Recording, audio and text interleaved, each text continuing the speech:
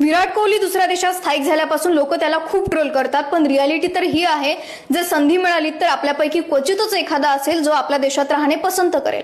ही आहेत आपली पब्लिक ट्रान्सपोर्टची व्यवस्था, हे आहेत आपले सार्वजनिक स्थळे जे गुटख्याने भरलेले आहेत, हे आहेत आपल्या कचऱ्याने भरलेले शहर जिथे करोडो रुपयांचे फ्लॅट मिळतील आणि तासनतास ट्रॅफिक मिळेल। इथले रस्ते उद्घाटनापूर्वीच खचतात किंवा पाण्याने बुडतात। आपल्या देशात सामान्यांचं आयुष्य इतकं स्वस्त आहे की होऊ शकते रस्त्यावर चालताना गटारात पडून किंवा इलेक्ट्रिक शॉकने किंवा एखादा झाड डोक्यावर पडून तुमचा मृत्यू होऊ शकतो। तुम्ही यातूनही वाचलेत तर होऊ शकते एखादी पॉर्श गाडी येऊन तुम्हाला चिरडून जाईल आणि आरोपीला केवळ निबंध लिहून सोडून दिले जाईल। आणि या सगळ्यांना कंटाळून जर एखादा व्यक्ती त्याचं आयुष्य सुधारण्याच्या प्रयत्नात दुसऱ्या देशात जात असेल तर जनता त्यालाच दोष देत देश सुधारण्याची जबाबदारी देतं आणि जो दुसऱ्या देशातून भारतात परत येतो देश सुधारण्याच्या मनशेने त्याला एका छोट्याशा कारणावरून जीव गमवावा लागतो।